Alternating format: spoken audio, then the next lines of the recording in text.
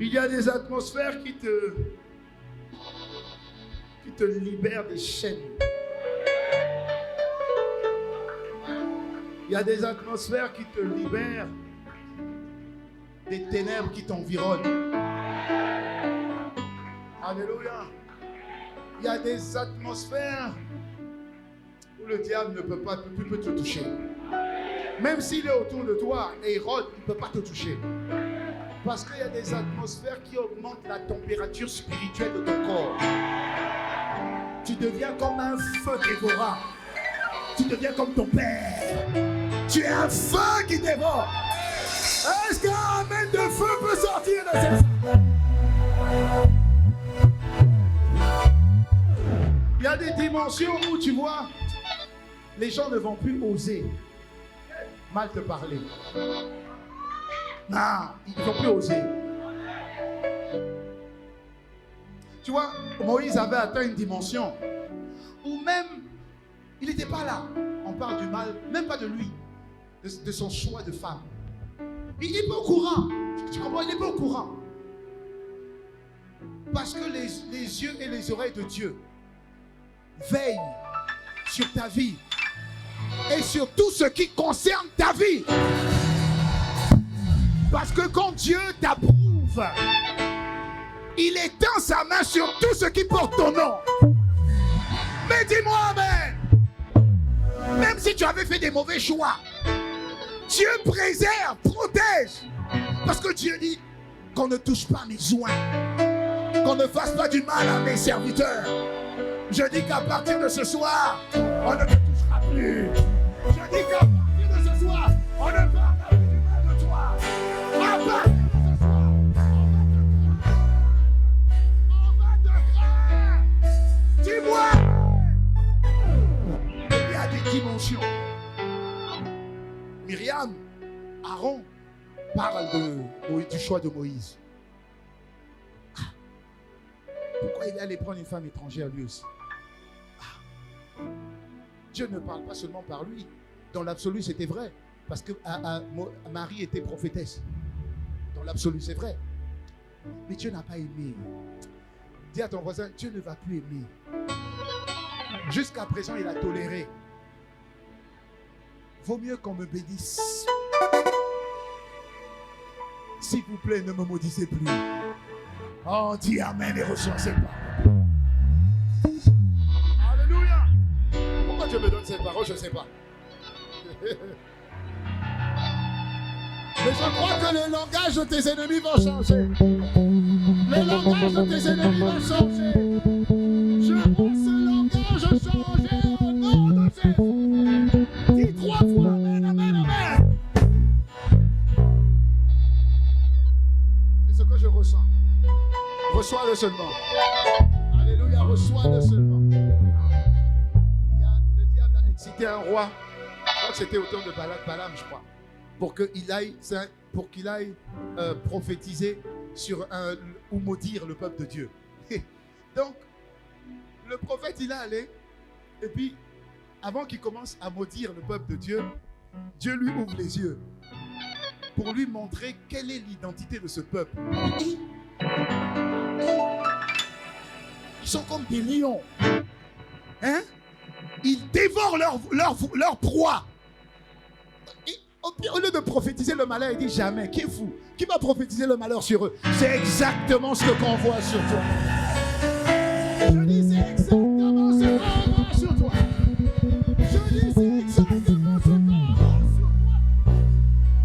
Mais comme c'est libération, envoie ça sur toi. Envoie ça sur toi. Acclame le Seigneur et reçois cette grâce. Au nom de Jésus. Acclame le Seigneur, on va entrer dans le message. Merci Seigneur. Tourne vers ton voisin, dis à ton voisin, je vois cette gloire sur ta vie au nom de Jésus. Dis encore, je vois cette gloire sur ta vie au nom de Jésus. Dis amen. Acclame Dieu fort. Merci Seigneur. Assieds-toi, si tu le peux. Merci Seigneur pour tes grâces. Merci Seigneur pour tes grâces.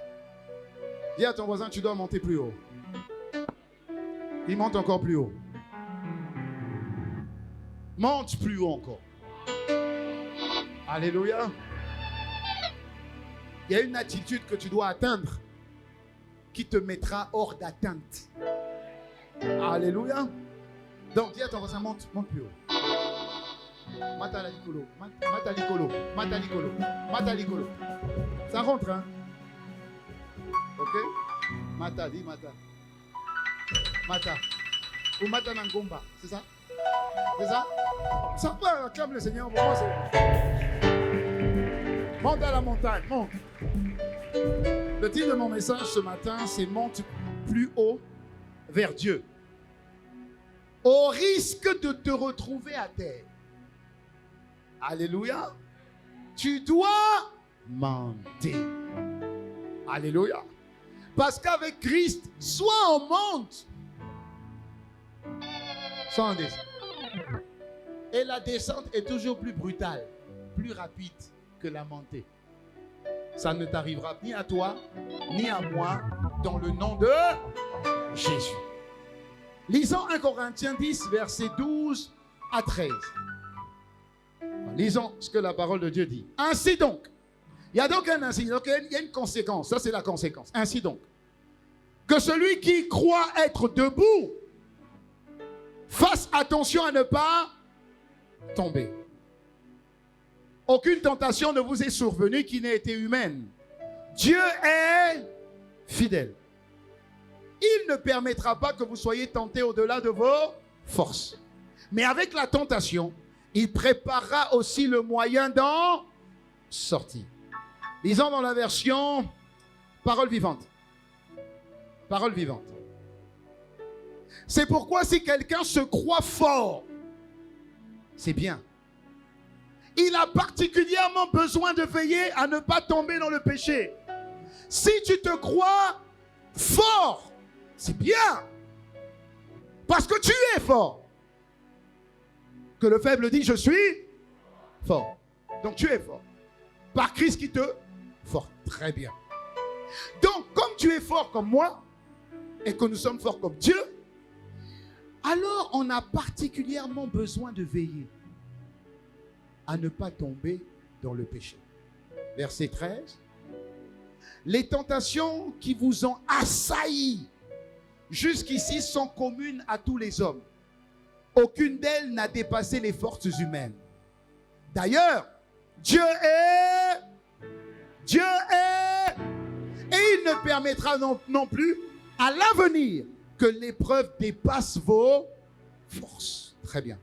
Au moment de la tentation, il vous donnera la force de résister et il préparera une issue pour que vous en sortiez. Oh, mais acclame Dieu, c'est magnifique. Merci Seigneur pour ta parole. Merci Seigneur pour ta parole. Alors, quel est le contexte? Parce que ce verset commence par « ainsi donc ». Ok? Ce verset, le verset 12 que j'ai pris, le verset 12 commence par « ainsi donc ». Ainsi donc. Si c'est ainsi donc, c'est qu'il y a une conséquence. Et on va un peu revenir dans le contexte pour que tu comprennes réellement de quoi il s'agit. Dis-moi Amen. Revenons au verset 1 de 1 Corinthiens 10. Très intéressant. La Bible dit, frères, donc verset 1, il dit frères et sœurs, très bien, je ne veux pas vous laisser ignorer que vos ancêtres ont tous été sous la nuée et qu'ils ont tous passé à travers la mer. Que quelqu'un dise, waouh, ils étaient sous la nuée. Ça veut dire la présence manifeste de l'Esprit. Ils étaient tous sous la nuée. Et ils ont traversé la mer Rouge à pied. Incroyable. Dis encore, waouh. Ok. Va au verset 2. Il dit, ils ont tous été baptisés en Moïse, dans la nuée et dans la mer. Continue. Il dit, ils ont tous mangé la même nourriture spirituelle. Ok. Continue. Ils ont tous bu à la même boisson spirituelle. En effet, ils buvaient à un rocher spirituel qui les accompagnait. Et ce rocher était le Christ. Pendant 40 ans dans le désert, ils avaient soif. Moïse tapait sur le rocher et le rocher faisait sortir de l'eau. Wow, mais ça c'est quel miracle! C'est quoi cette dimension incroyable? Dis avec moi, waouh! Continue. Mais la plupart d'entre eux n'ont pas été approuvés par Dieu. La plupart d'entre eux sont morts dans le désert. Mes frères, tu as vécu avec la présence manifeste de l'Esprit, tu l'as touché.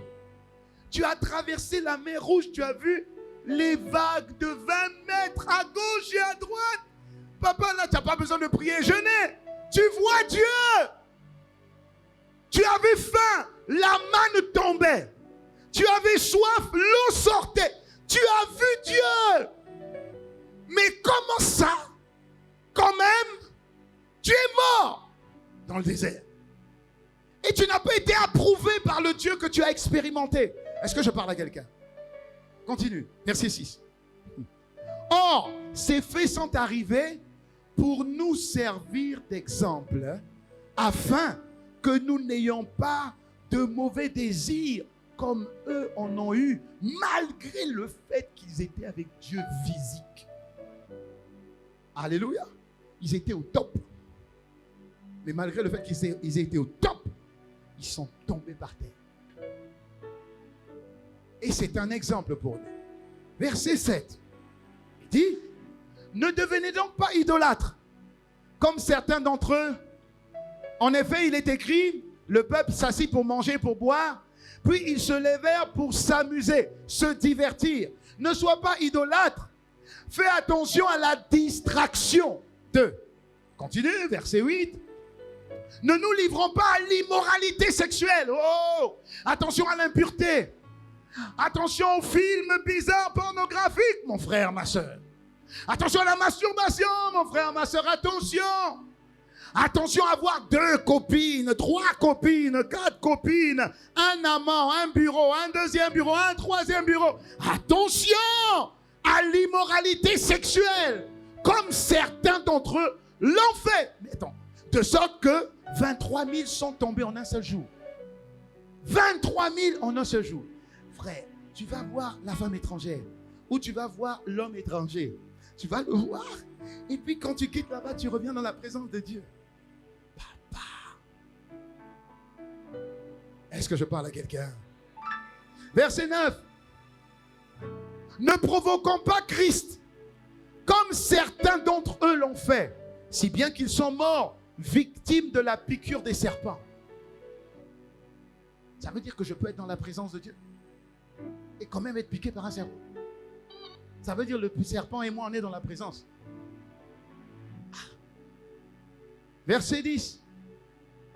Ne murmurez pas, comme certains d'entre eux l'ont fait, de sorte qu'ils sont morts sous le coup du destructeur. Pas de murmure. Ok. Verset 11. Tous ces faits leur sont arrivés pour leur servir d'exemple. Et ils ont été écrits pour notre instruction. Dis merci Seigneur. Parce que tu me protèges. Et tu me préviens. Donc ces faits leur sont arrivés pour servir d'exemple. Et ils ont été écrits pour notre instruction. À nous qui sommes parvenus à la fin des temps. Donc beaucoup sont morts. Pour que nous, toi et moi, nous ne mourions pas. Beaucoup ont loupé la destination pour que nous puissions arriver à destination. Verset 12. Regarde maintenant verset 12. Ainsi donc que celui qui croit être debout fasse attention à ne pas tomber. Verset 13. Aucune tentation. Ça veut dire qu'il y aura des tentations. Et qui tente? Le diable. Parce que Dieu ne peut tenter personne. Aucune tentation ne vous est survenue qui n'ait été humaine. Dieu est fidèle. Il ne permettra pas que vous soyez tentés au-delà de vos forces. Mais avec la tentation, ça veut dire que Dieu va permettre la tentation. Par la permission de la tentation, Dieu prépare aussi le moyen d'en sortir pour qu'au final, tu puisses la supporter et que tu sois trouvé vainqueur. Acclame le Seigneur pour le vainqueur que tu es. Alléluia. Amen. 2 principes ici avant que je rentre dans mon message pleinement. Le premier principe, c'est celui qui croit être debout a une responsabilité. Celui qui croit être debout a la responsabilité de quoi? De rester debout. Celui qui croit être debout a la responsabilité de tenir ferme et de rester debout. Comme sur un match de boxe. Même si on te tape, reste debout. Ça, c'est la responsabilité que toi et moi, nous avons auprès de Dieu. Très bien. Deuxième principe ici, c'est que Dieu est fidèle. Même au milieu des coups, sache que Dieu te prépare pour qu'en face de la tentation et des coups, tu sortes quand même vainqueur de ce combat. Alléluia. Deux principes. Notre responsabilité, c'est tenir ferme. Rester debout. La responsabilité de Dieu, c'est que Dieu prépare une technique du percute.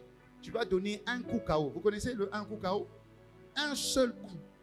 Tu as reçu plusieurs coups, mais tu es quand même resté debout. Mais toi, un seul coup seulement va le terrasser.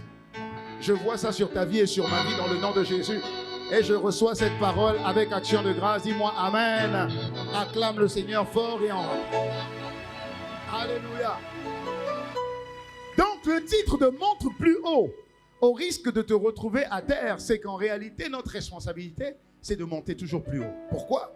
Parce qu'avec Dieu, Dieu nous donne la possibilité, ou nous dit, mon fils, plus tu viens vers moi, plus tu montes à la montagne, plus tu vas atteindre un niveau où tu ne pourras pas être attaqué. Mais attention, le monte plus haut, c'est monte toujours plus haut et ne t'arrête pas. Ne t'arrête pas. Je vais expliquer pourquoi tout à l'heure. Il faut comprendre d'abord une chose. Il faut savoir que le diable est puissant. Dites-moi Amen. Oui, le diable est puissant. La Bible dit dans 1 Jean 5, verset 19, la version parole de vie, la Bible dit, nous le savons, nous appartenons à Dieu, gloire au Seigneur, mais le monde entier est sous le pouvoir du mauvais. Ça veut dire que nous sommes environnés de toute forme de mal. Mais nous n'appartenons pas à ce monde. Ça signifie que la puissance du malin sur le monde, cette puissance n'agit pas sur nous. Pourquoi? Parce que nous ne sommes pas de ce monde. Nous n'appartenons pas au monde. Nous n'appartenons pas à Satan. Nous appartenons à Dieu. Donc nous sommes de Dieu. Il le dit, nous le savons. Nous appartenons à Dieu. Même si le diable est puissant, sa puissance ne peut pas agir sur moi. Sa puissance ne peut pas agir sur toi. Dis Amen. En réalité, le diable sait qu'il est puissant sur le monde, mais pas sur toi et pas sur moi. Il le sait, il le sait. La Bible dit en Éphésiens 1, verset 19. Tu vas comprendre. C'est puissance contre puissance. Pouvoir contre pouvoir. Force contre force.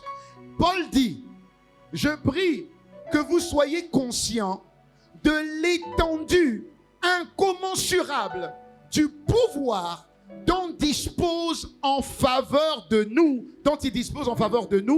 qui plaçons notre confiance en lui. Ça signifie, Paul dit, je prie que vous soyez conscients de la puissance incommensurable, illimitée, que Dieu a mis à votre disposition. C'est ce que Paul dit. Je prie que vous soyez conscients de la puissance qui est en vous. Je prie.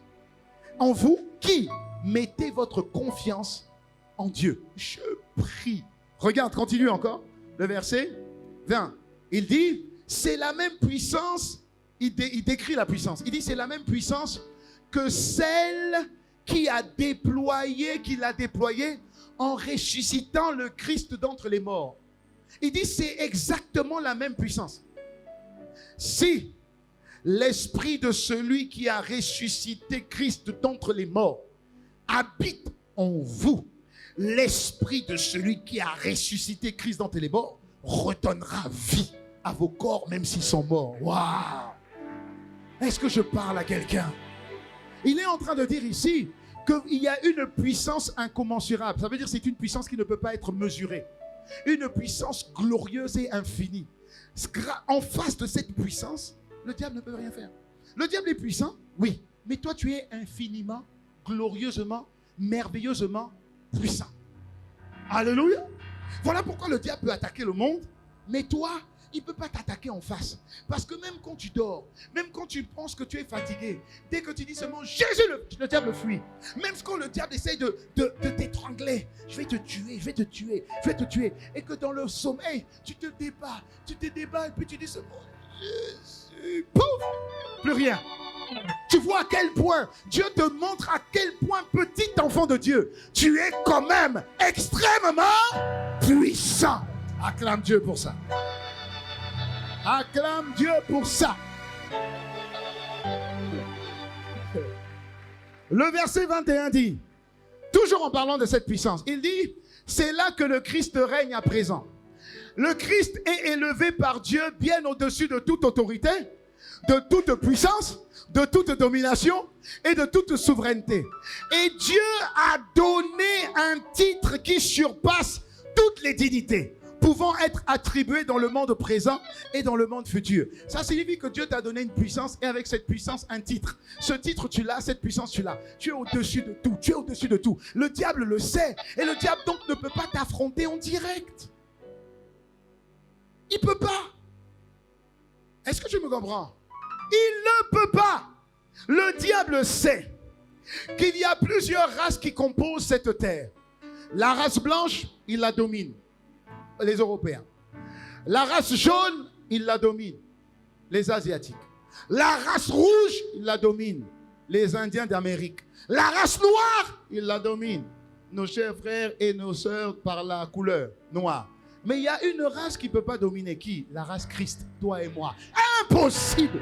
Il sait que devant la race de Christ, il ne peut rien faire. Dis-moi amen. Le souci, c'est que est-ce que tu en es conscient comme le diable en est conscient? Nombre 23, verset 23, la Bible dit, l'occultisme ne peut rien contre Jacob. La divination ne peut rien contre Israël. Simplement parce que c'est un peuple élu, c'est un peuple à part. Et tu sais que par Christ, nous sommes de la nation d'Israël. Nous sommes de la race de Christ. Donc tout ce que l'ennemi peut faire contre toi est nul et sans effet, papa.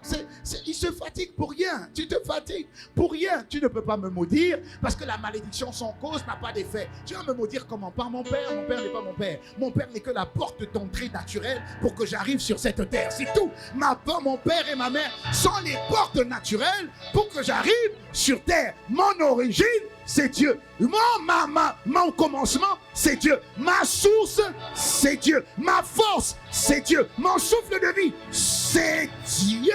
Mon énergie, c'est Dieu. Ma inspiration, c'est Dieu. Mon origine, c'est Dieu. Mon inspiration, c'est Dieu. Mon énergie, c'est Dieu. Alléluia. Voilà pourquoi on t'appelle enfant de Dieu. Le diable le sait. Je continue, regarde ce que dit Ésaïe 54, versets 14 à 15. Ésaïe 54, il dit, tu seras affermi par la justice. Qui parle? Papa. Je me rappelle quand je suis arrivé à Pointe-Noire et que je tremblais quand même. Franchement, la vérité, je tremblais. Pourquoi? Parce que j'étais le premier à être envoyé de tout ICC à l'extérieur. À l'extérieur à l'extérieur de ICC.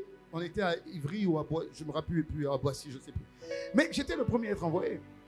En 2007, on m'a dit, bon, 2010, vas-y, va où? Va à Pointe-Noire, vas-y là-bas, commence quelque chose. Quand je suis arrivé, j'ai cherché un peu de conseils auprès des pasteurs de la place. Donc je suis allé voir un des grands pasteurs, une référence que je connaissais, pensant qu'il allait m'encourager, voilà, pour recevoir quelques encouragements quand même. Voilà, je viens d'arriver, c'est toujours une bonne chose de pouvoir donner des civilités. Donc je suis allé, je dis bonjour, papa, comment tu vas? Ah, il dit, ah, c'est très bien. Tu es là combien de temps? Je dis, non, je suis là pour tout le temps. Il dit, comment ça pour tout le temps? Il dit, mais on m'a envoyé ouvrir l'église, commencer l'œuvre et tout ça. Il dit, ah bon? Où ça? À Brazza? J'ai dit, non, à Pointe-Noire. Il dit, hey, Pointe-Noire! Et puis il me dit, le cimetière de tous les pasteurs. Je dis, hein? Mais je viens d'arriver. Et puis il dit, et puis c'est toi qu'on envoie. Je dis, ah bon? Qu'est-ce qu'il y a? Quoi? Il dit, c'est toi qu'on envoie. Il dit, mais toi, t'es un blanc, toi, t'es un bounty, toi, tu n'es rien du tout. Vous connaissez le bounty, chocolat bounty, non? Voilà. Marron à l'extérieur et puis blanc à l'intérieur. Il dit, mais toi, tu te... Mais vraiment, frère Yvan, vraiment lui aussi. C'est toi qu'on envoie. J'ai dit, dans mon cœur, j'ai dit, mais je suis venu chercher quelques encouragements. je suis ressorti démoli. Parce que c'était quand même un pasteur de la place. Le pasteur Yvan l'a senti. Et quand il est venu à Pointe-Noire, il m'a pris par la main. Il m'a pris, Patrick, viens un peu. Ou Jean-Claude, non, tiens. Jean-Claude qui vient de... On bénit Seigneur pour l'évangéliste Jean-Claude, qui vient du Canada. Hein? Même le diable aussi au Canada. Hein? Ok, juste pour te dire. Hein? Donc, pasteur Yvan me prend, et puis il dit, écoute, ce qui est en toi est nettement plus fort, puissant que la plupart des gens que tu vois ici. Je dis, ah bon? Il dit, ce qui est en toi est nettement plus fort, plus puissant que la plupart de ceux qui servent. Ne néglige pas ce qui est en toi. Ces simples paroles, avec sa main sur mon épaule, a dit, ah bon? Tel a dit papa. Tel je suis. Amen. Dis amen. Oui, parce que les paroles encourageantes d'un père te donnent de la confiance, augmente l'estime que tu as de toi-même. Alléluia. Et il m'a dit ça. Ça a changé. C'est-à-dire ça m'a donné une autre perception. C'était les mêmes problèmes, les mêmes défis, mais ça m'a donné une autre perception. J'ai entendu un témoignage d'une dame qui est venue me voir, une jeune fille qui était vraiment chargée, mais chargée. Aujourd'hui, elle a été délivrée, gloire à Dieu. Et donc, je lui ai posé une fois une question. Je lui ai dit, mais dis-moi un peu, comme maintenant tu es passé de l'autre côté, tu es de notre côté, est-ce que tu peux me dire, c'était quoi cet acharnement vis-à-vis de l'église, quoi? C'était une jeune fille, 17 ans. Elle n'avait jamais connu d'homme. Mais elle avait une puissance. Elle avait, mais une puissance et une audace. Une audace, hein? Une audace. Elle avait une confiance dans des trucs bizarres. Personne ne pouvait s'approcher d'elle, même pas son père. Quand elle marchait, tu vois, tout le monde faisait incroyable. On a délivré fatigué. Alors je pose la question, je lui dis, mais pourquoi ce tel acharnement? Elle m'a donné une révélation qui m'a perturbé. Elle m'a dit, quand tu es arrivé, le monde occulte de la zone de Pointe-Noire savait que tu venais avec une mission qui allait déranger. Écoutez bien, elle me dit, j'ai donc été intronisé, investi, équipé. Elle employait des termes que je connais bien, puisque le Saint-Esprit t'équipe, t'investit, te baptise. Elle dit, j'ai été équipé, chargé de venir détruire l'œuvre. J'ai dit, waouh! J'ai dit, ah bon? J'ai dit, oui. Mais comment? Enfin, comment? Elle dit, mais j'ai essayé par plusieurs techniques. Je n'étais même pas au courant. C'est incroyable. Hein? Comment Dieu garde, comment Dieu te garde. C'est incroyable comment la main de Dieu est sur toi. Alléluia. Il dit, mon but, comme j'ai essayé, je ne pouvais pas. Mon but, je venais de chez toi. Je voyais Pasteur Rosie, grande comme ça devant la maison. J'ai dit, oh merci Seigneur d'avoir choisi la bonne femme. Et elle disait, mon but, à un moment donné, on m'a dit, mon but était juste que je te touche là. C'est tout. Je dis, hein? Elle me dit, c'était tout. Si je te touchais là, je pénétrais tes pensées. Hein? Je dis, oui, c'était juste ma mission. Et tu es arrivé? Elle dit, non, je ne suis pas arrivé. Parce que tu avais l'habitude de passer et de prier pour les gens. Je dis, oui. Et pendant que tu priais pour les gens, j'étais investi. Et donc, mes démons se positionnaient pour que je sois sur ton chemin. Je dis, ah bon? Je dis, oui. Et tu arrivais. Et donc, je commençais les incantations. Mon but, c'était tout, juste de faire ça. C'est tout. Juste de faire ça. Et tu t'approchais. Et à un moment donné, tu n'étais pas loin. J'ai vu apparaître Jésus. Ah bon? J'ai dit, ah bon? J'ai dit, oui. J'ai vu apparaître Jésus.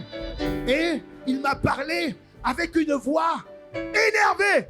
Et il a ouvert le lac de feu. Il me dit, si tu oses je t'envoie dans le lac de feu. J'ai dit, ouah! Dis ouah! Papa, moi le petit serviteur là, sois béni, reçois. Je ne savais pas que derrière toi, tu as le lion de la tribu de Juda qui marche à côté de toi et qui veille à ce que personne ne te touche. Dis-moi amen. Dieu ne fait exception de personne. Tu es une race à part, dis-moi amen. Tu es une race à part. Donc il est en train de dire, Dieu maintenant nous parle. Là c'est pas Pasteur Yvan qui me parle. Là c'est maintenant Dieu qui nous parle à tous. Il dit, tu seras affermi par la justice. Dis amen. Ensuite il dit, oublie, écoute bien. Il dit Jean-Claude, oublie l'oppression. Car tu n'as rien à... Oh, donne-moi un bon amen. Il dit, oublie la terreur. Car elle ne s'approchera même pas de toi. Oublie la terreur. Oublie la terreur. Continue. Il dit, si on forme des complots contre toi, Jean-Claude, contre toi, ma soeur, contre toi, mon frère, si on forme des complots, cela ne viendra pas de moi. Et celui qui osera se liguer contre toi tombera contre toi. Ça veut dire qu'ils vont venir, mais ils vont tomber. Plus ils s'approchent de toi, plus ils vont mordre la poussière. Donne-moi un bon amen. C'est pas fini. Il dit, toute arme préparée contre toi. Mais j'aime ça, moi. Il dit, toute arme préparée contre toi. C'est-à-dire qu'on a pris Jean-Claude. On a pris Jean-Claude ici. On a pris Paul Martin. On a pris Aurélien, peu importe. On a pris ton nom, peu importe. Et puis on dit, oh, Jean-Claude, Jean-Claude, Bruno, Déborah, ils sont en train de préparer contre toi des incantations. Il dit, toute arme préparée contre toi sera sans effet. Et toute personne qui s'attaquera à toi au tribunal de justice, c'est toi qui l'as. Et il dit, tel est l'héritage telle est la justice qui leur viendra de déclare. Oh, mais acclame Dieu fort. Acclame Dieu fort. Tu comprends? Tu comprends pourquoi Paul dit, mais sois conscient de qui tu es. Sois conscient. Il ne peut rien. Il ne peut pas t'affronter en face. Il peut pas. Il peut pas. Il peut pas. Regarde ce que dit la Bible dans Deutéronome 28, verset 7. Il peut pas. Même s'ils se sont préparés. Il dit, Deutéronome 28, verset 7. Il dit, l'Éternel te donnera sur les qui se dresseront.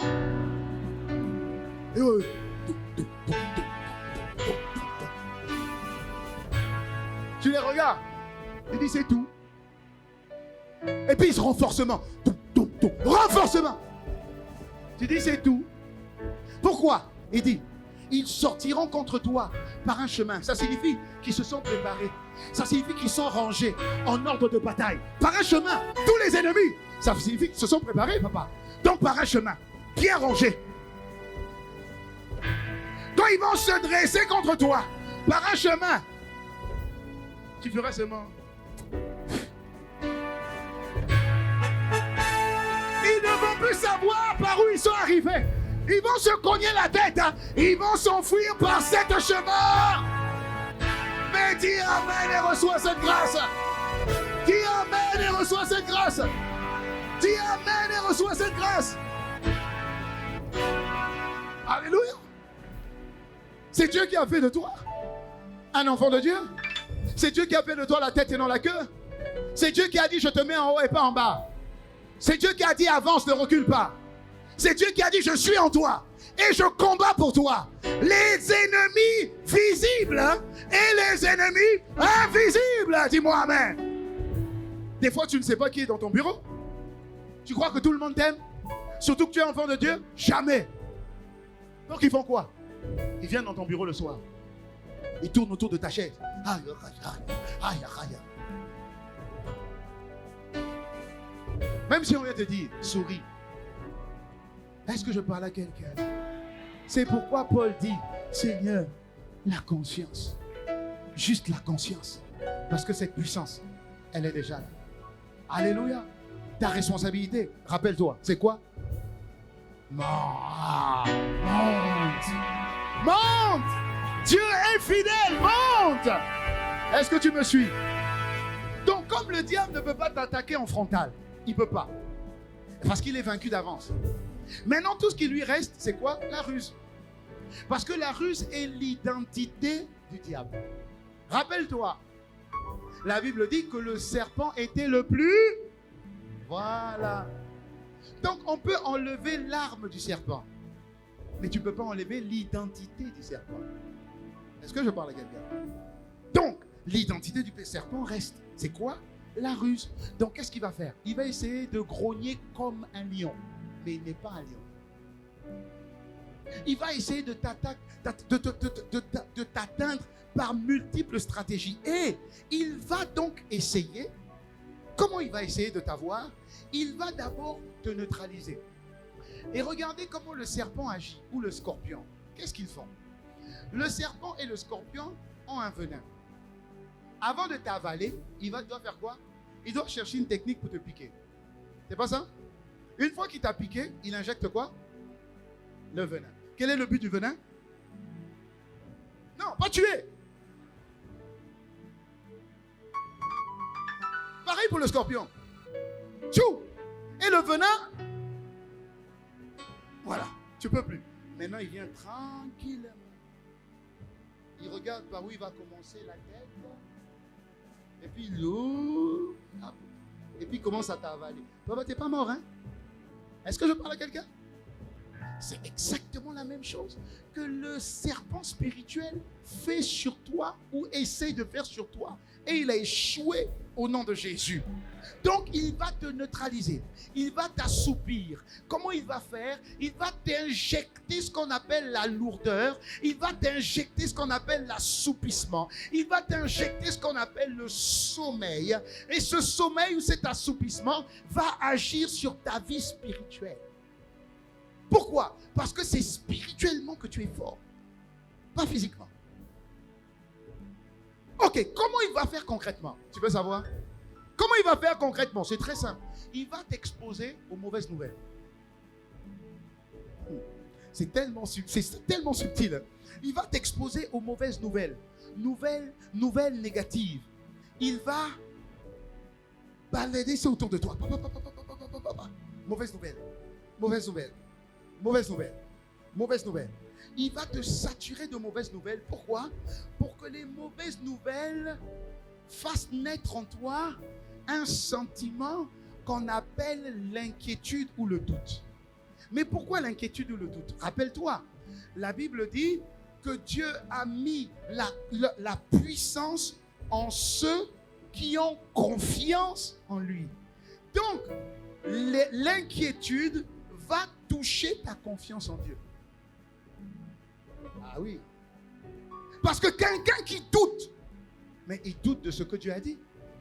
Est-ce que Dieu a réellement dit que si tu manges de ce fruit, tu mourras? Est-ce que vraiment c'est ce que Dieu a dit? Et comme elle n'était pas assise sur la parole et elle n'avait pas totale confiance en ce que Dieu a dit, la porte de l'inquiétude a été ouverte. Le venin est rentré. Les gens pensent que s'inquiéter, c'est juste un sentiment ou une émotion ou un ressenti. C'est un peu normal de s'inquiéter. C'est même anormal de ne pas s'inquiéter. C'est même anormal de ne pas s'inquiéter. Ah, il y a une politique de licenciement actuellement, restriction du budget, restriction des effectifs. Donc là, il y a des gens qui seront sur la liste des gens qu'on va remercier. Tout le monde est, t'es toujours sur la liste, t'es sur la liste, t'es sur la liste. Eh, mais qu'est-ce que je vais faire? Comment je vais payer mon loyer? Mais comment? Parce que ta vie et ta provision dépendent de ton employeur physique. Mais Dieu n'a-t-il pas Dieu n'a pas dit, si l'herbe des champs est habillée plus somptueusement que le roi David, et cette herbe-là, le lendemain, sera jetée au feu, à combien plus forte raison Dieu ne prendra pas soin de toi? Tu penses que ta vie et ta destinée sont attachées à un salaire que quelqu'un te paye? Franchement, toi aussi, tu abuses. Mais dans la vie des chrétiens, oui, mais je ne sais pas. Mais si je perds le boulot, mais comment je vais rembourser mes dettes? Mais comment? Le diable est rusé. Il va injecter l'inquiétude. Il va injecter le doute. Et ce venin-là, une fois que l'inquiétude est là, c'est une porte d'entrée. L'inquiétude est un esprit, un démon qui vient ouvrir la porte pour que le diable injecte son démon de sommeil, son démon de sommeil, d'assoupissement, de fatigue, de lourdeur. Et ça va agir sur quoi? Tout ce qui touche ton spirituel, ta paix, ta ferveur, ton zèle est touché. Tu étais zélé. On ne pouvait pas t'arrêter. Tu avais un zèle dangereux. 6 heures du matin, tu es ici. 17 heures, tu es toujours là. Le premier arrivé, le dernier parti. Aujourd'hui, plus rien. Mais pourquoi? Mais qu'est-ce qui t'est arrivé? Le diable va donner des excuses. Oh, mais tu sais, maintenant tu as ça à faire. Maintenant tu as ça à faire. Maintenant tu as ça à faire. Ok, mais qui t'a donné ça à faire? C'est pas Dieu? C'est pas Dieu qui t'a béni? Si. Alors, ça veut dire que quand Dieu t'a béni, au lieu de monter plus haut, tu as fait quoi? Tu t'es contenté de cette bénédiction. Et comme tu t'es contenté de cette bénédiction et que tu ne vas pas plus haut, tu as ouvert la porte à un venin, à une attaque foudroyante de l'ennemi. Quand ça t'a eu par les excuses de cette soi-disant bénédiction, bizarrement, on ne te voit plus. Bizarrement, tu ne viens plus, ni aux formations, ni aux réunions de prière. Même ta vie personnelle en Christ, au début, tu étais zélé dans la prière. Maintenant, pour prier même toi-même, c'est compliqué. Tu vas dans ta chambre de prière. Quand tu te mets à genoux, tu dors. Et moi, amen. Alléluia. Oui. Le venin attaque ton domaine spirituel. Il attaque ton domaine spirituel. Sortie des champions, tu viens pas. Mais qu'est-ce que tu fais samedi? Oh non, le matin, je dois faire les courses. D'accord, on est resté jusqu'à 18h. Tu fais les courses de 7h à 18h? Et je ne vise personne. Moi-même aussi, on est là. Alléluia.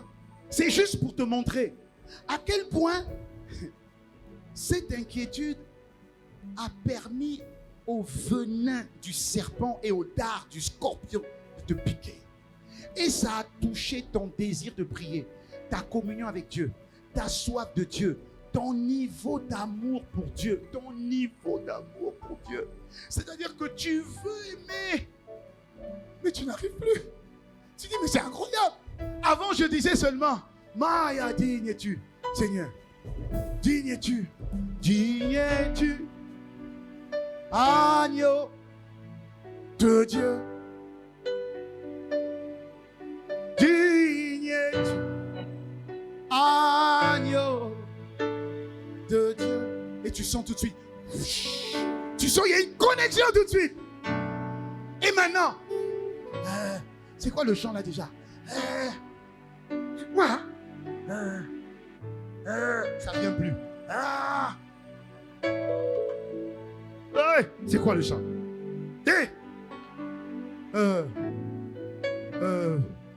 C'est digne. Hein? Bon, ok, digne. Digne, c'est vide. Tu sens que dans la chambre, même les moustiques ont fui. Amen. Tu sens un vide physique.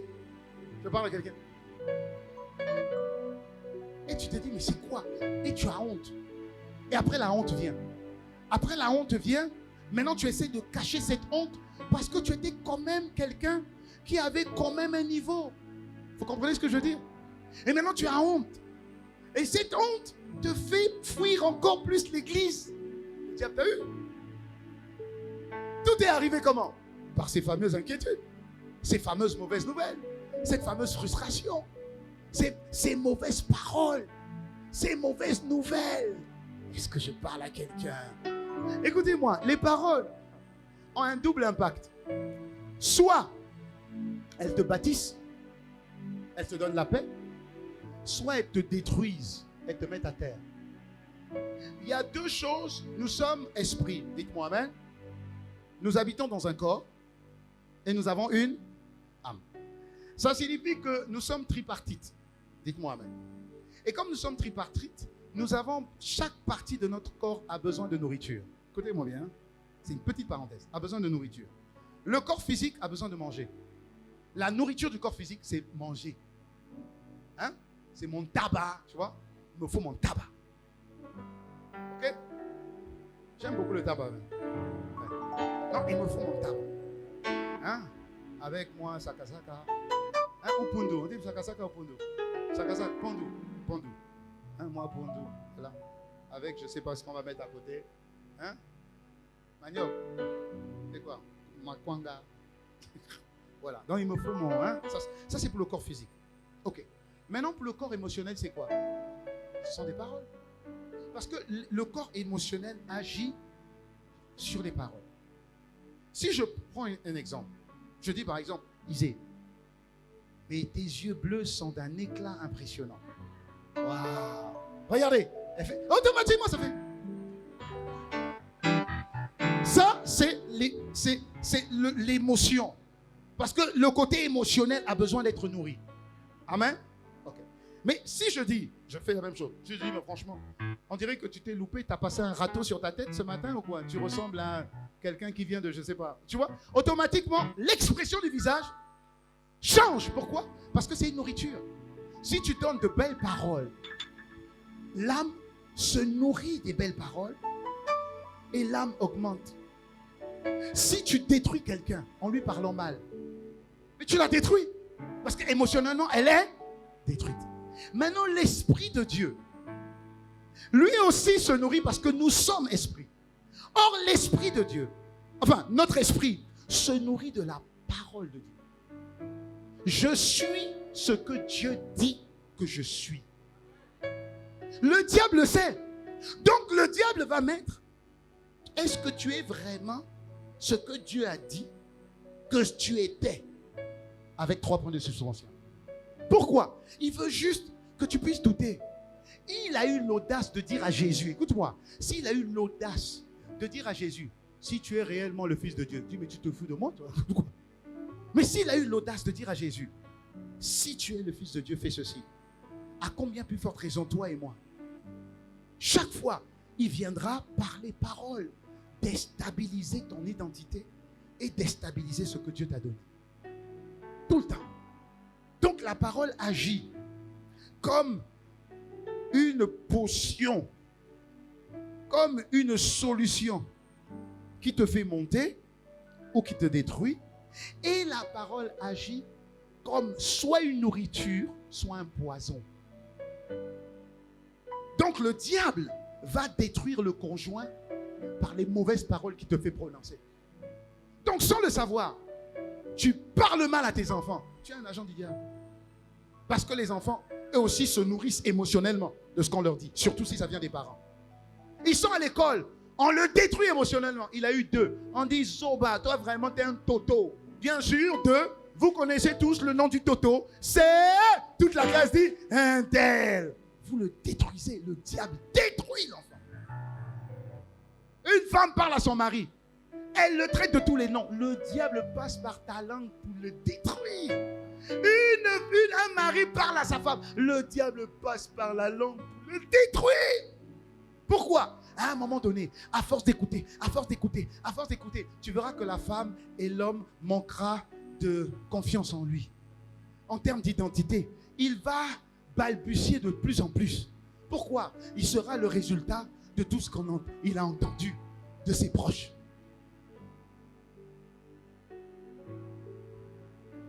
Alléluia. Dis avec moi, aïe. Dis avec moi, aïe. Le diable n'a pas changé de stratégie. Regardez ce qu'il a fait. Je vous donne 3 exemples pour bien comprendre. Je vous donne 3 exemples. La première chose qu'il a faite, c'est immobiliser, terroriser le peuple d'Israël. Israël, Dieu dit à Israël par la bouche de Moïse, Moïse, je vous donne maintenant Canaan. Vous êtes sortis d'Égypte pendant 430 années, je vous donne Canaan. Le pays où? Le pays où? Ça veut dire notre Éden. Je vous le donne. Allez-y, prenez-en possession. Amen. Moïse choisit 12 personnes, un par tribu. Allez-y. Ils sont allés à Canaan et ils reviennent. Et regardez ce qu'ils disent. Nombre 13, verset 26. La Bible dit: à leur arrivée, ils se rendirent auprès de Moïse, Aaron et toute l'assemblée des Israélites à Kadès, dans le désert de Paran. Et ils firent un rapport, ainsi qu'à toute l'assemblée, et ils leur montrèrent les fruits du pays. C'est vrai, regardez les fruits. Comment on va dire ça? Les cerises ont la taille des oranges. Les oranges ont la taille des melons. Les melons ont la taille des pastèques. Les pastèques ont la taille des tonneaux. Ça, c'est le pays où coule le lait et le miel. C'est vrai. Regarde la suite. Mais le peuple qui habite, écoutez-le, mais le peuple qui habite le pays est puissant. Est-ce qu'on vous a dit de faire le rapport sur eux? Non. Juste si vraiment le lait et le miel coulent. Est-ce qu'il y a vraiment le lait et le miel? Vous voyez, c'est tout. Mais regardez ce qu'ils disent. Ils commencent à décrire, pas le lait et le miel, ils commencent à décrire les gens et les habitants. Ils disent: mais le peuple qui habite ce pays est puissant. Hein? Et puis c'est une ville fortifiée. Et puis elle est très grande, cette ville. Et nous y avons vu les descendants d'Anak. Continue. Il dit: et ils dénigrèrent devant les Israélites le pays qu'ils avaient exploré. Ils dirent: le pays que nous avons parcouru pour l'explorer est un pays qui dévore ses habitants. Est-ce qu'on t'a demandé s'il dévore les habitants? Ok, on continue. Tous ceux que nous y avons vus sont des hommes de haute taille. Continue. Nous y avons vu les géants, les descendants d'Anak, qui sont issus des géants. Mais quel détail! À nos yeux et aux leurs, nous étions comme des sauterelles. Mais là, vraiment, vous exagérez. Vous mentez même. Parce que je peux dire à mes yeux, vous êtes comme ça. Vous êtes beau. N'est-ce pas? Puisque c'est à mes yeux. Mais est-ce que je peux me mettre dans vos yeux? Donc je ne peux pas dire à leurs yeux. Non. C'est vous qui vous voyez minus. Mais Dieu a fait de vous un peuple irrésistible. Écoutez-moi. C'est ce rapport qui a paralysé le peuple d'Israël. C'est le rapport. Pourquoi? Parce que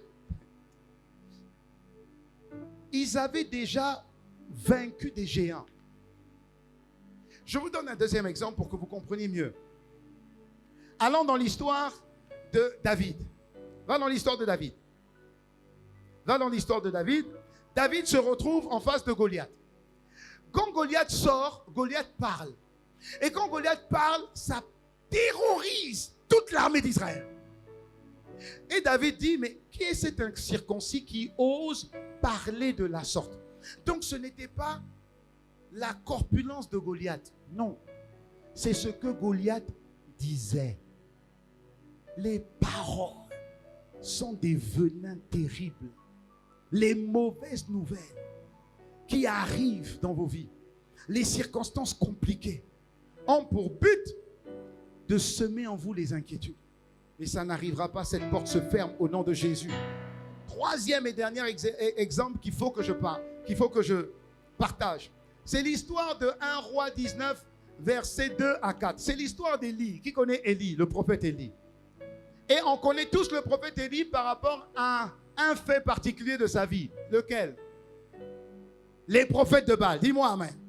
Élie a détruit les prophètes de Baal. Ils étaient plus de 800. Alléluia. Ok. Regarde maintenant ce qui se passe. Juste après cette victoire, Jézabel envoya un messager à Élie pour lui dire: écoute Élie, que les dieux me traitent dans toute leur rigueur. Si demain, à 7 heures, je ne fais pas de ta vie ce que tu as fait de la vie de chacun d'eux. Regarde le verset 3. Élie, voyant cela, voyant quoi? Ce qu'on lui avait dit, se leva et il a fui à Kimi. C'est ça? Il a fui. Il a fui, il a marché une journée sans s'arrêter. Mais qui te pourchasse, Élie? Il a fui. La Bible dit qu'il arriva à Beersheba, qui appartient à Juda, et il laissa son serviteurs. Ensuite, qu'est-ce qu'il a dit? Il alla dans le désert où, après une journée de marche, après il a dit au Seigneur, Seigneur, vraiment, prends-moi, je suis fatigué, prends-moi. Dieu a dit, mais peureux que tu es là. Tu viens de battre plus de 800 prophètes. Et la parole d'une personne que tu n'as même pas vue t'a fait trembler. Que quelqu'un dise les paroles. Ne négligez pas les paroles. Alléluia. Dis encore les paroles. Dis encore les paroles. Alors, on peut se dire, mais comment une personne qui était au sommet de son art, qui régnait, du jour au lendemain, en l'espace de 24 heures, peut devenir un peu heureux? Comment une personne, un enfant de Dieu comme toi et moi, un vainqueur, puisque Dieu a fait de toi un vainqueur, un champion, puisque Dieu a fait de toi un champion, une personne inébranlable, puisque Dieu a fait de toi quelqu'un d'inébranlable, Dieu a mis en toi une puissance que même le diable ne peut pas résister. Dis-moi non? Alléluia. Tu es un héros, tu n'es pas un zéro. Dis-moi amen. Tu es en haut, tu n'es pas en bas. Dis-moi amen. Même quand tu es faible, la Bible dit que ta puissance se manifeste quand tu es faible. Dis-moi amen. Donc ça veut dire que tu es indestructible. Dites-moi, comment quelqu'un qui est au top, du jour au lendemain, il est down? Je vous prends l'exemple de David. David était roi. Dites-moi amen. David avait tout gagné. Dès lors que l'Esprit de Dieu l'a saisi, comme l'Esprit de Dieu nous a saisi, David était au top. Et à l'époque, un roi fait quoi? Il va en guerre. Et il est toujours à la tête de sa troupe. Regardez le verset. 2 Samuel 11, verset 1 à 3. L'année suivante, à l'époque où les rois partent en campagne, où les rois partent en guerre, David envoya Joab avec ses serviteurs et tout Israël semer la dévastation chez les Ammonites et faire le siège de Rabat. Quant à lui, il resta à Jérusalem. Hé David, c'est à l'époque où les rois vont en guerre. Qu'est-ce que toi tu as resté à la maison? Parce que tu es roi? Parce que tu as gagné des batailles? Parce que est-ce à toi de juger qu'il est suffisant, que c'est bon maintenant pour toi de ne plus aller au combat? C'est le temps ou l'époque où les rois partent en campagne. Qu'est-ce que tu fais à la maison? Regardez la suite. Un soir, normalement David est en train de se battre. Comme il se promenait, distraction, comme il se promenait sur le toit du palais, comme il est arrivé, David aperçut de là une femme qui se baignait. Est-ce que c'est la première fois qu'un roi peut voir une femme se baigner quand même? Mais quand il a aperçu, il y a une voix qui dit, Dave, t'as vu? Quoi? Regarde. Oh, ouais. La voix dit, Kitoko Penza. Il dit, t'as raison. Il dit, t'as raison. Elle qui était très belle. David avait une femme? Non. Plusieurs femmes? Oui. Des concubines? En pagaille. Mais quelle est cette voix? Écoutez bien la voix. Va au verset 3. Regarde la voix. La voix lui dit, appelle ton petit. Appelle ton petit. Dis, Isaac, les rois ont toujours un petit. Hein?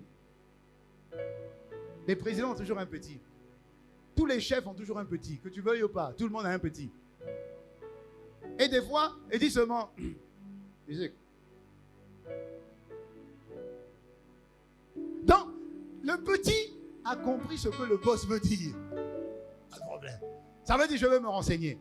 Et il vient, et puis il lui dit, c'est Bathsheba, la fille d'Iliam, et femme d'Uri le Hittite. Et à ce moment-là, il se passe des choses dans la tête de David, forcément. Et les choses qui se passent, je peux imaginer, mon frère, tu es le roi. Tout ce qui est sur le royaume t'appartient. Ça là, va passer pour toi. Sinon, ta couronne là ne sert à rien. Il appelle Bathsheba, il couche avec elle, il lui fait un enfant, il voit que elle est enceinte. Regardez, mais comment il a pu réfléchir à tout ça? Il voit qu'elle est enceinte, il convoque le mari, il veut camoufler.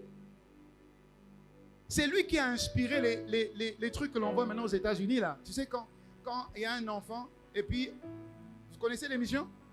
Où il y a un enfant, il y a sa mère, et puis il y a soi-disant le papa. Et puis, il y a un juge qui a fait des tests de paternité, et puis on ouvre, on dit, monsieur, cette fille n'est pas votre fille. Hein? Donc le monsieur est mal à l'aise. Après on dit, c'est pas fini, hein? C'est machiavélique. Il dit, cette fille est l'enfant de votre frère. Hein? Non seulement c'est pas ma fille, mais c'est mon frère. C'est une émission sur qui passe actuellement. Mais je crois qu'ils se sont inspirés de David. Parce que David a fait la même chose. David a couché avec la femme d'autrui. Pour camoufler ça, il fait rappeler le mari. Il le fait boire un peu et puis il dit, va, allez, je suis le roi. Allez, va chez ta femme, tu mérites. Pourquoi? Pour que quand il va aller chez sa femme, quelqu'un qui était en guerre longtemps, où il n'a pas vu sa femme depuis plusieurs mois, il va faire quoi? C'est pas ça?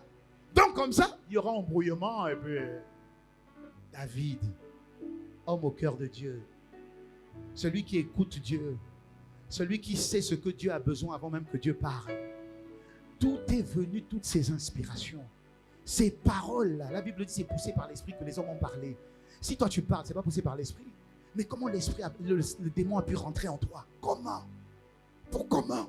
Quelle est cette oppression que tu as eue pour te dire cette femme, il faut que je l'aie. Cette femme, il faut que je l'aie. Cette femme, il faut que je l'aie. Cette femme, il faut que je l'aie. Il faut que je l'aie. Jusqu'à tu envoies tuer vraiment le mari. Mais David, qu'est-ce qui t'arrive?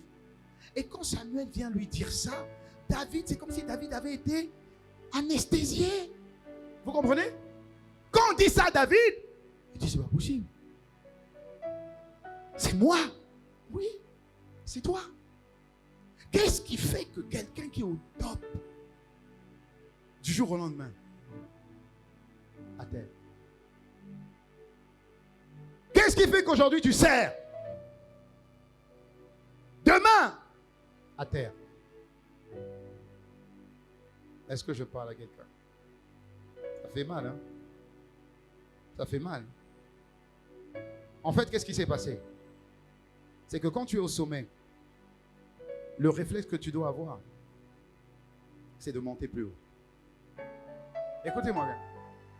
Quand Dieu te fait du bien comme David, quand Dieu te bénit comme David, ce qui t'a emmené à cette étape de bénédiction doit continuer à être ta raison d'être pour que tu ailles à un niveau de bénédiction plus haut. David combattait avec Dieu. Avant de combattre avec Dieu, il montait. Il demandait à Dieu, est-ce que je gagne ce combat ou pas? Dieu lui disait, tu gagnes ce combat. Et ensuite, il allait à la bataille et gagnait ce combat. Mais à un moment donné, David a arrêté de faire ça. Pourquoi? Il jugeait qu'il était arrivé à un niveau où il n'a plus besoin d'église. Ça, je contextualise. Hein? Je mets dans le contexte. Il n'a plus besoin d'église. J'ai plus besoin de venir forcément les dimanches. Je peux venir une fois tous les 2 jours, une fois toutes les 2 semaines, une fois toutes les 3 semaines. Et puis, c'est pas grave. Je vais récupérer le culte en ligne. Hein, c'est pas un souci. Et puis, de toute manière, si je ne suis pas en présentiel, je suis connecté à Paris. Ça, c'est ce qu'on, des fois, mes enfants spirituels font. J'ai dit, je t'ai pas vu à l'église. C'est la réponse qu'on me donne. Ah, pasteur, oui. J'étais allé, ma famille m'avait demandé, dimanche matin. Ils ne peuvent pas attendre l'après-midi. Non, ma famille m'avait demandé. Mais ne t'inquiète pas, pasteur. Je suis connecté en ligne. Autrement dit, je suis connecté en direct avec pasteur Yvan. Et comme c'est pasteur Yvan, et toi, tu n'es que pasteur Ghislain, donc... Alléluia. Et moi, je dis, il n'y a pas de problème, ma fille. Sois connecté. Mais je considère que remplacer un dimanche en présentiel parce que tu es allé voir ta famille, c'est pas sage. Je dis juste que c'est pas sage. Parce que je sais que ça commence toujours comme ça. Ça peut être justifié, il n'y a pas de problème. Je dis juste que discerne et discerne. Quand Dieu t'a béni et que tu es arrivé à un certain stade de bénédiction, ce qui t'a emmené là doit t'emmener à encore aller plus haut. Monte plus haut, monte plus haut.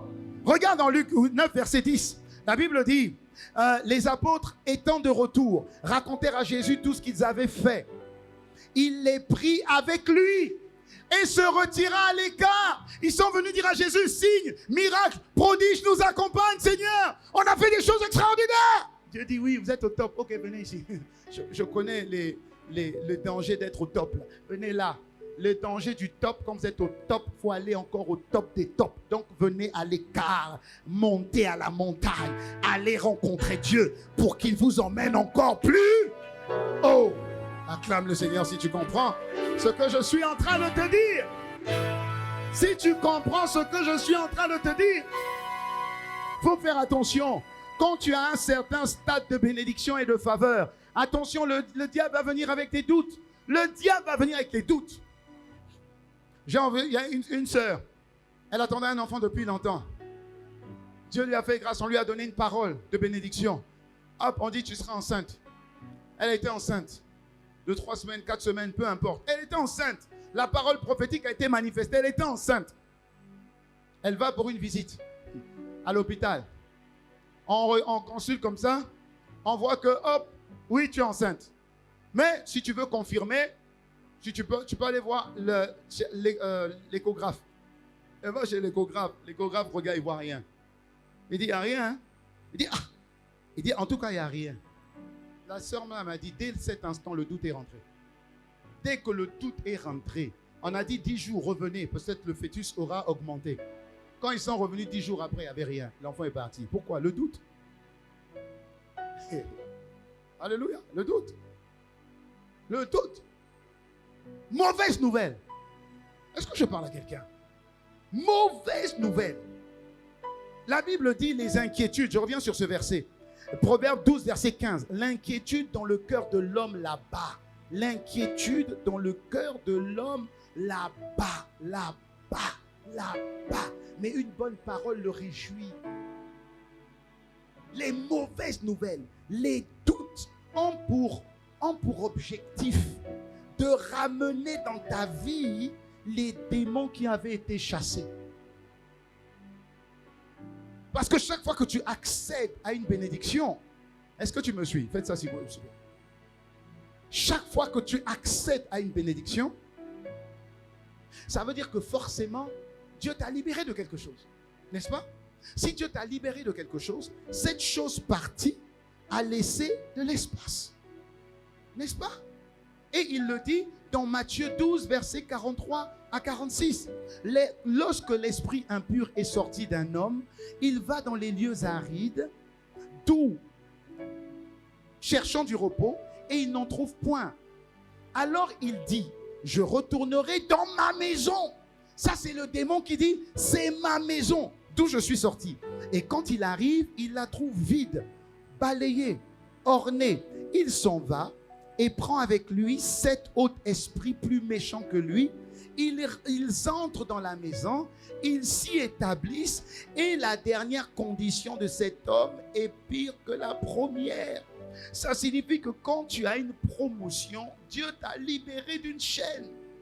Dieu t'a libéré d'un lien. Et donc forcément tu es monté à une étape supérieure. Dis-moi amen. Mais si tu es monté à une étape supérieure, mais il y a quand même un trou. Mais ce trou-là, il faut le combler. Parce que si tu ne le combles pas, un démon est chassé, mais pas parti. Il est chassé, mais il n'est pas parti. Parce que le diable a affecté un démon à chaque personne. Que ça va choquer quelqu'un. Mais de la même manière que Dieu a affecté un ange à chaque personne, non? Alors, le diable copie. Donc, si le démon a été chassé, il va chez le voisin. Mais le voisin a déjà son homme fort à l'intérieur. Soit le démon, parce qu'il ne partage pas, soit l'Esprit de Dieu. Et donc il dit, je ne trouve pas de repos, laisse-moi repartir dans ma maison. Et quand il revient, il trouve que son absence n'a pas été comblée, n'a pas été remplacée. Donc il dit, comme disent les Ivoiriens, gaou une fois, mais pas gaou deux fois. Donc, je vais faire quoi? Je vais prendre cet esprit plus méchant, et puis quand on va venir s'asseoir là, vous n'allez plus nous déloger. Tu m'as eu une fois, tu ne m'auras pas deux. Donc, qu'est-ce qu'il faut faire entre les deux? C'est-à-dire que quand Dieu t'a béni et que tu es monté, qu'est-ce que tu dois faire? Tu dois continuer à être rempli de l'esprit. Tu dois être rempli de l'esprit. Rempli. Ça veut dire que tu dois faire encore plus que tu ne faisais avant. Pas moins, sous prétexte que tu as été béni. Non! Dieu te donne un enfant. Mais Dieu t'a donné un enfant pourquoi? Mais parce que Dieu a vu ta persévérance dans le service. Dieu a vu ton engagement. Dieu a vu ta passion. Dieu a vu ta détermination. Dieu a vu que vraiment tu es omniprésent, omnipotent. Tu es là. En tout cas pour Dieu, tu es là. Et par rapport à ça, Dieu t'a béni. Mais comme Dieu t'a béni, et tu sais que c'est en étant, entre guillemets, omnipotent, omniprésent partout dans le service là où Dieu t'appelle, mais avec cette bénédiction, continue. Ça veut dire, monte plus haut. Mais aujourd'hui, ça sera, pasteur, les enfants. Pasteur, le mari. Pasteur, le travail. Je sais que la bénédiction qui vient de Dieu, elle enrichit. Elle ne se fait suivre d'aucun chagrin. Donc, si cette bénédiction est de Dieu, je dois sentir, je dois percevoir que Dieu t'a béni, mais ton cœur est toujours aussi humble. Dieu t'élève, tu te rabaisses encore plus. Dieu te propulse, tu l'aimes encore plus. Dieu te distingue, tu le sers encore plus. Alléluia. Voilà pourquoi je vois au travers de toi un futur directeur général. Je vois au travers de toi un futur directrice générale. Alléluia. Je vois un président du Sénat. Je vois un président de l'Assemblée nationale. Je vois. Pourquoi? Mais c'est parce que quand tu pipes tôt, Dieu, mais Dieu t'élève. C'est la même manière que Jésus a été rabaissé. Et c'est pourquoi Dieu l'a souverainement élevé et lui a donné un nom qui est au-dessus de tous les noms, afin qu'à la mention de ce nom, tout genou fléchisse dans le ciel, sur la terre et sous la terre. Dis-moi Amen. Dis-moi Amen. Voilà pourquoi l'Église doit être remplie, mais des personnes richement bénies. S'ils comprennent que chaque fois que Dieu donne la bénédiction de Potiphar, attention, la bénédiction de Potiphar, c'est pas le but final. Non, la bénédiction de Potiphar n'est qu'une étape qui t'emmènera au palais. Tu auras des tentations et ces tentations peuvent t'emmener en prison, mais que ton cœur reste toujours reconnaissant à Dieu. Toujours reconnaissant à Dieu. Parce qu'un jour viendra où la bénédiction du palais va venir te sortir de la prison. En 24 heures, reçois cette grâce. Alléluia. Reçois cette grâce. Et c'est ce qu'on ne comprend pas. C'est ce qu'on n'arrive pas à saisir.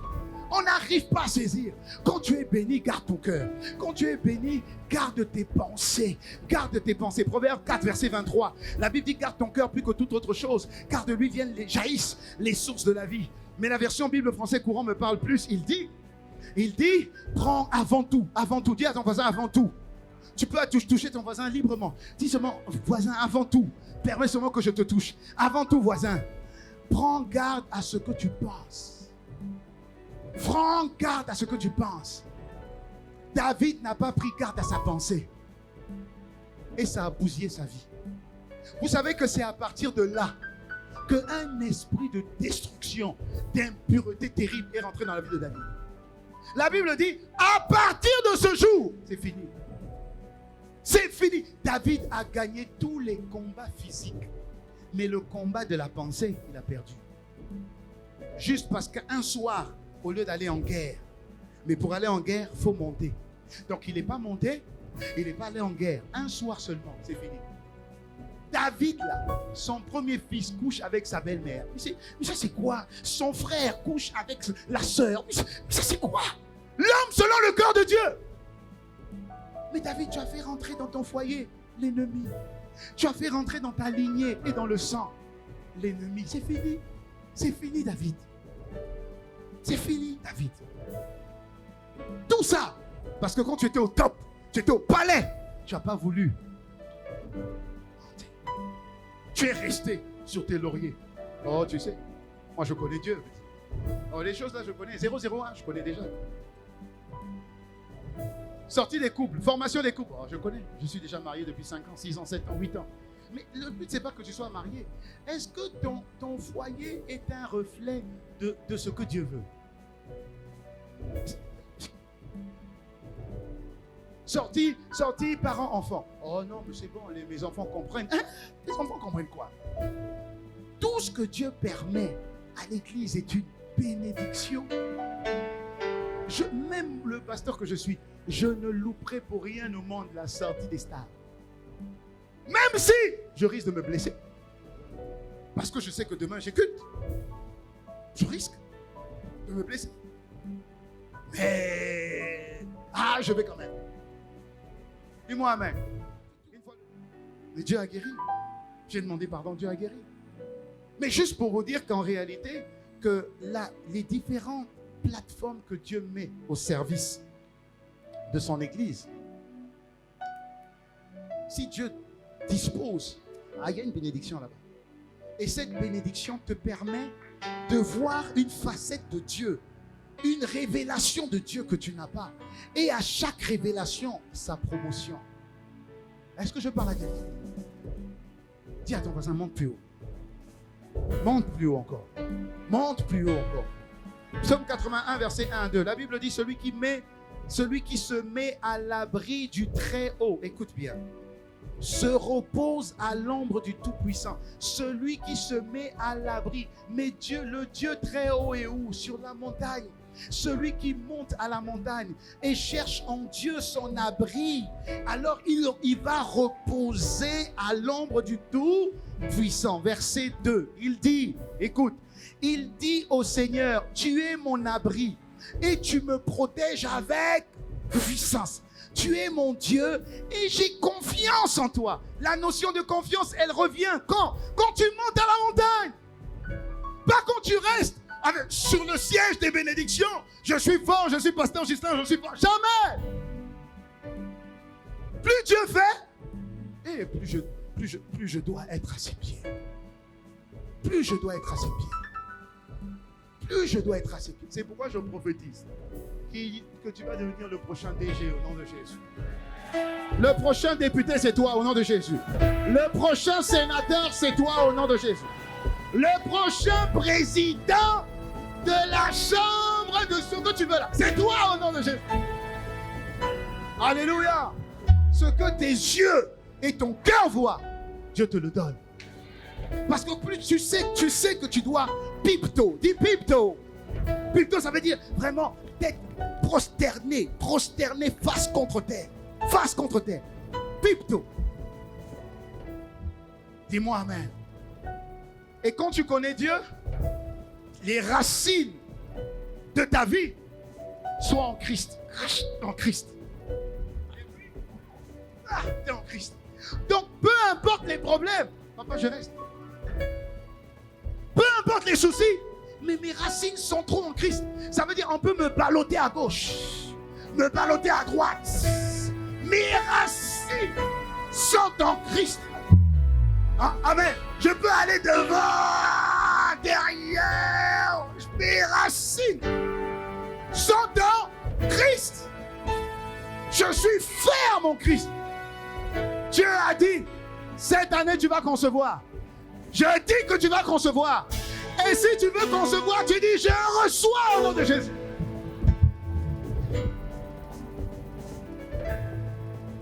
Dis-moi amen. Je prie, Ephésiens 3, verset 17. Je prie que vous soyez enracinés et fondés dans l'amour. C'est clair. Dis-moi amen. Je prie que vous soyez enracinés et fondés.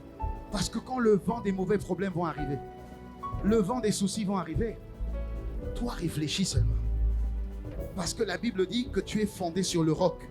Matthieu 7, versets 24 à 25. C'est pourquoi quiconque entend des paroles que je dis amen, et les met en pratique, sera semblable à un homme prudent qui a bâti sa maison sur le roc. Verset 25.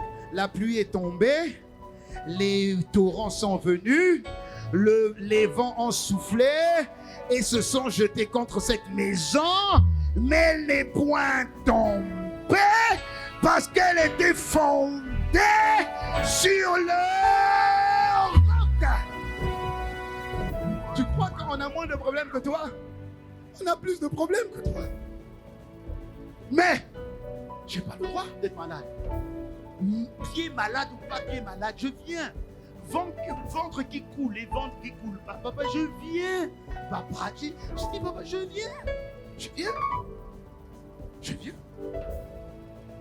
Des fois, je demande ici, mon corps est malade. Hein? Malade. Des vomis. Hein? Vomi. Samedi. J'ai dit, mais ça, c'est quoi?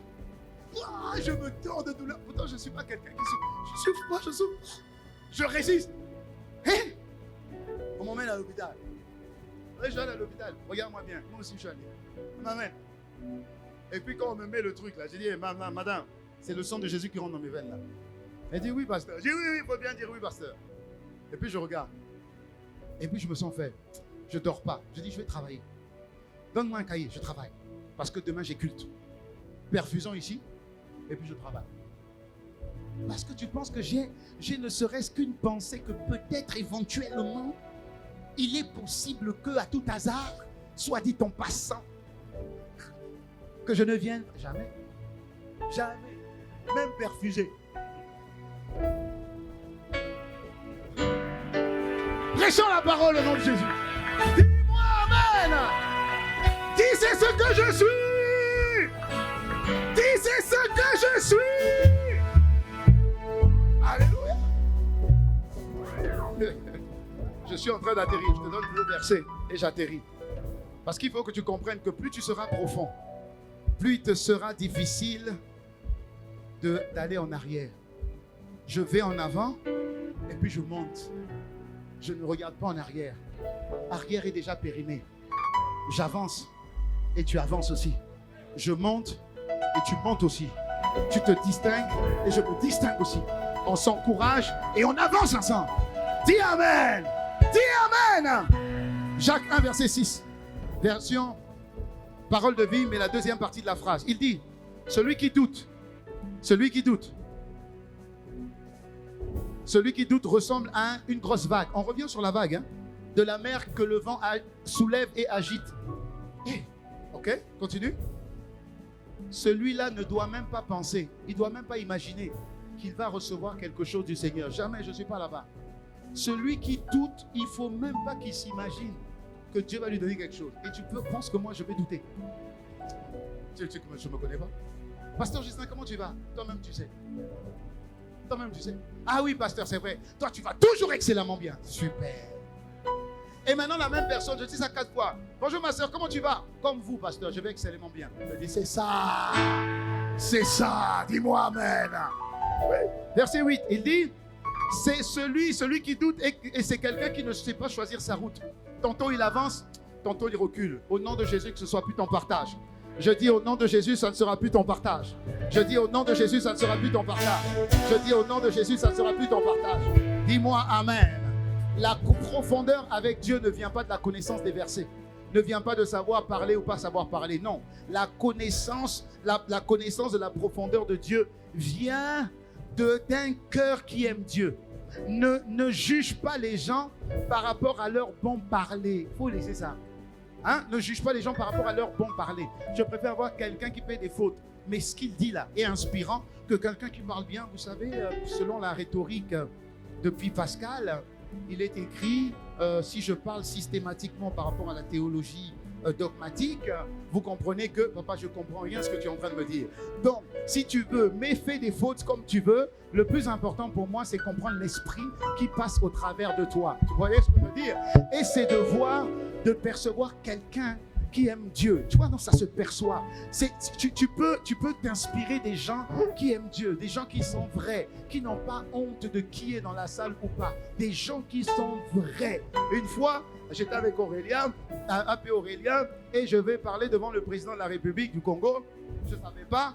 Et au début, je tremblais, là, je commençais à trembler. Et après un moment, j'ai dit, hey, tu trembles pourquoi? Tu trembles pourquoi? C'est un homme, toi tu es un Dieu. Lui c'est un président, toi tu es un roi. Pourquoi tu trembles? Je me suis réveillé.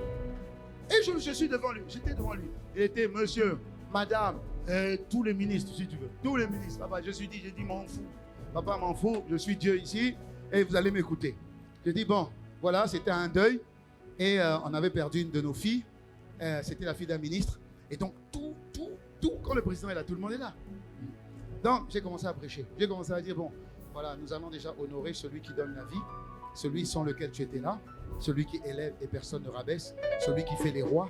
Il n'y a que lui qui élève, il n'y a que lui qui fait les rois, il n'y a que lui qui donne la vie. Donc, nous allons nous lever et nous allons acclamer le Seigneur.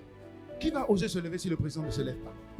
Il y a eu un silence d'environ 15 secondes, mais j'avais l'impression que c'était une semaine de jeûne et prière. Donc, je ne regardais pas. J'étais comme ça, j'étais calme. Je dis, oui, on va se lever. Se lever. Là. Après, le président se lève. Madame la présidente se lève. Tout le monde se lève. Et dit, voilà! Dis avec moi, voilà!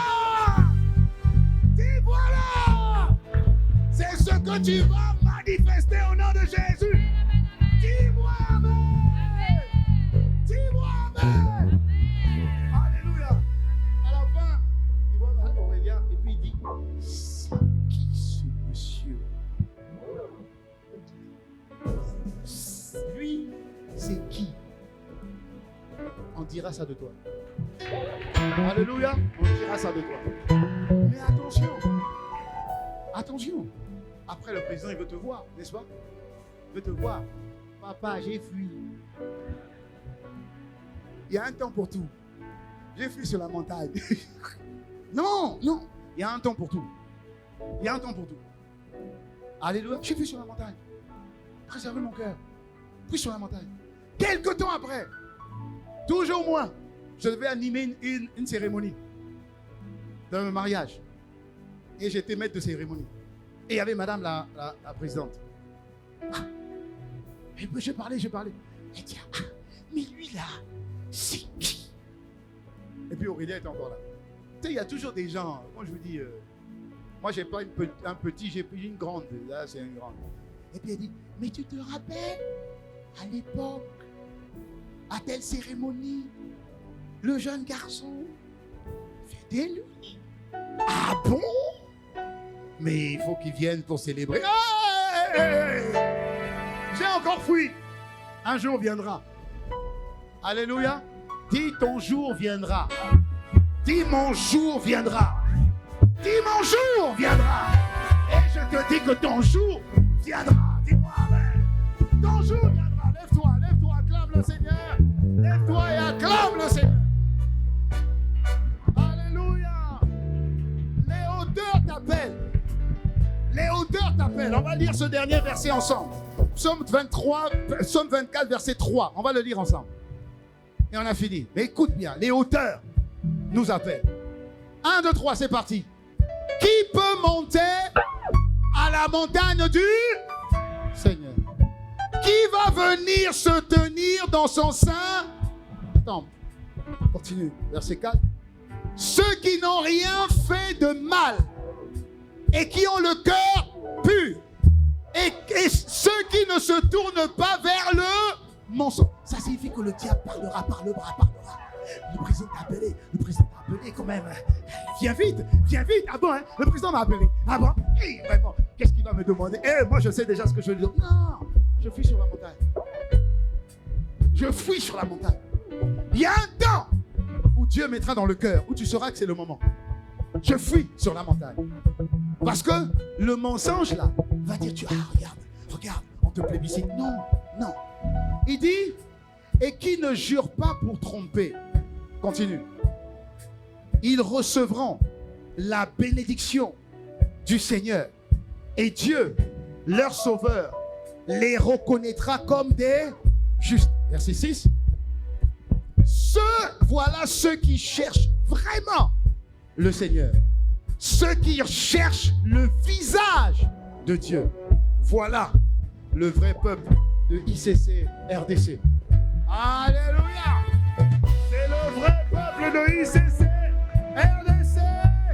Amen, amen.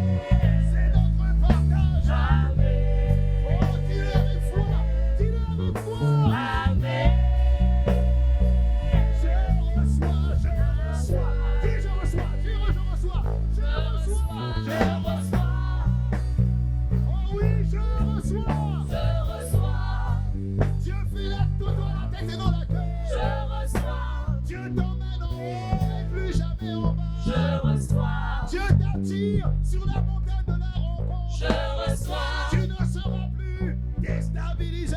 Je reçois. Par les mauvaises nouvelles qui peuvent arriver. Je reçois. Tu ne seras plus ébranlé. Je reçois. Par la condition que tu traverses aujourd'hui. Je reçois. Tu ne seras plus oppressé. Je reçois. Par l'esprit d'infirmité qui rôde autour de toi. Je reçois. Même le faible dira je suis fort. Je reçois. Même le pauvre confessera je suis riche. Je reçois. Celui qui est maudit déclare qu'il est béni. Je reçois. Et au milieu des ténèbres, ta gloire vient sur moi. Je reçois. La gloire de Dieu se lève sur ma vie. Je reçois. La distinction divine se lève sur ma vie. Je reçois. Mon cœur devient le cœur de Dieu. Je reçois. Je décide de pratiquer le picton. Je reçois. Je décide de pratiquer la contemplation. Je reçois. Sur la montagne de la rencontre, j'ai décidé d'aller. Je reçois. Sur la montagne de la rencontre, j'ai décidé de le rencontrer. Je reçois. Amen, amen. Amen. Amen. Amen. Nous ne serons plus jamais. Amen. ICC, RDC chante visage. ICC, RDC change de dimension. ICC, RDC change d'impulsion. ICC, RDC change de couverture.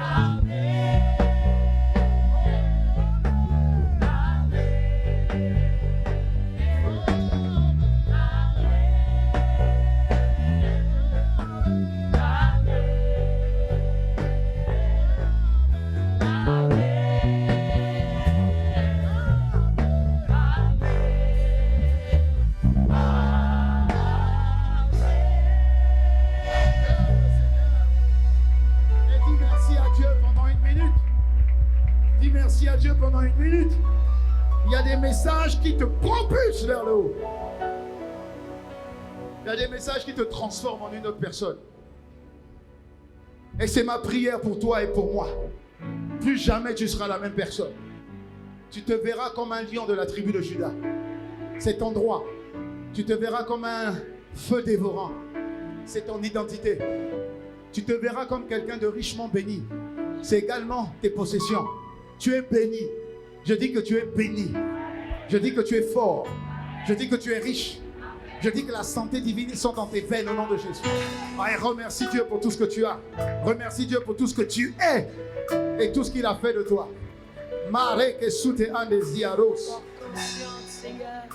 Pendant que nous sommes en train de bénir Dieu, je peux permettre à une personne, deux personnes, trois personnes de pouvoir ouvrir leur cœur à Jésus. Vous savez, on peut entendre ce qu'on entend, mais pour rentrer dans le message, il faut que Jésus soit dans votre cœur. C'est Jésus qui vous donne la capacité de vivre un message. Dis-moi Amen. Dis-moi Amen. Il faut que toutes les personnes qui sortent de cette salle aient la certitude d'avoir Jésus dans leur cœur. Alléluia. Donc si tu n'es pas sûr d'avoir Jésus dans ton cœur, fais seulement cette simple prière après moi. Mets ta main droite sur ton cœur. Lève ta main gauche. Mets ta main droite sur le cœur, lève la main gauche et dis avec moi, Père de grâce, ce matin, je veux être certain d'être du bon côté. Ma main droite sur mon cœur.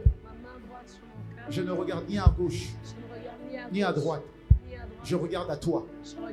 En ce moment même, je suis sur la montagne. Et je te rencontre. Et je te parle. Je déclare aujourd'hui, en ce jour, ma main droite sur le cœur. Ma main gauche levée. Je déclare que Jésus devient le Seigneur de ma vie et le Sauveur de ma vie. À partir d'aujourd'hui, je suis enfant de Dieu. Je ne suis plus né ni de la volonté de la chair, ni de la volonté de l'homme, ni du sang. Mais je déclare que je suis né de Dieu, que le diable et que les démons l'entendent dès maintenant, dès cette confession. Je suis de la race de Christ, investi de l'esprit de Christ. Je suis enfant de Dieu et j'appartiens à Dieu. Au nom de Jésus, avec action de grâce. Amen. Acclame le Seigneur, s'il te plaît, acclame le Seigneur.